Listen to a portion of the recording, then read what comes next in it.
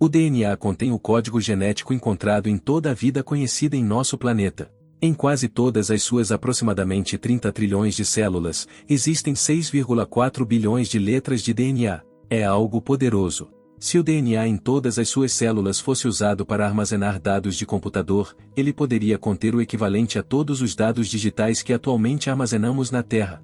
Paul Narsy passou grande parte da vida profissional pensando sobre o DNA, em particular como ele é copiado e distribuído dentro das células toda vez que elas se dividem. Recebeu o Prêmio Nobel por este trabalho em 2001.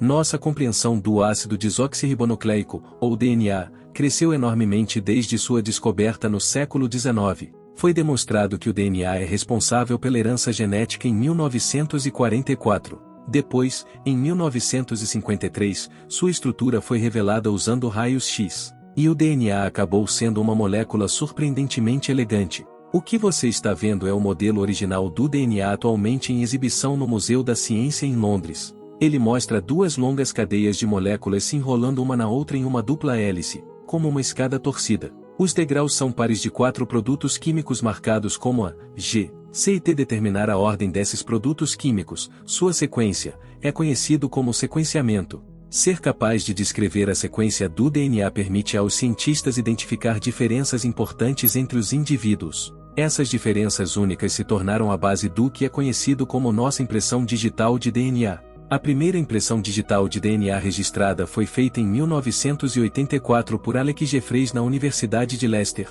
Usando o DNA retirado de sua técnica Vicky Wilson, ele descreveu não apenas quais partes do DNA dela vieram de sua mãe e quais vieram de seu pai, mas também o código genético único que ela possuía, um código que não é compartilhado por nenhum outro ser humano. As impressões digitais de DNA podem provar identidade, como somos relacionados e muito mais. O teste de DNA de cabelo, células da pele ou sangue encontrados em cenas de crime é agora o padrão ouro para condenação ou exoneração de suspeitos. Isso revolucionou o sistema de justiça criminal.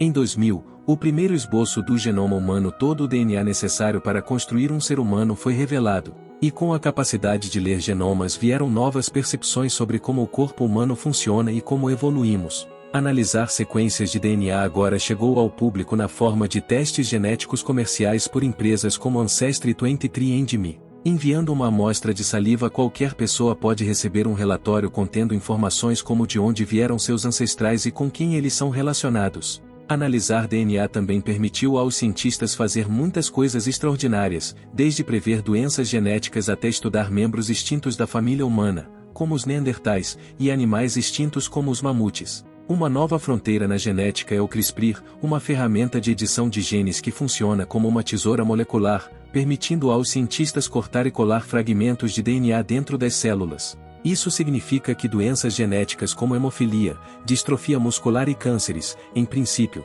podem ser corrigidas ou editando o DNA de embriões humanos. Isso tem o potencial de melhorar a vida de muitas pessoas, embora mais pesquisas ainda sejam necessárias porque, como todas as novas terapias, elas precisam ser comprovadas como seguras. Também há questões que precisam ser respondidas sobre a realização de mudanças que possam ser transmitidas às futuras gerações. Mas as sociedades já navegaram pelos desafios que acompanham novas tecnologias científicas antes. O DNA é a essência da vida. É inevitável que, quanto mais pesquisamos, mais entenderemos sobre nós mesmos e o mundo vivo, e mais poder teremos para mudá-lo.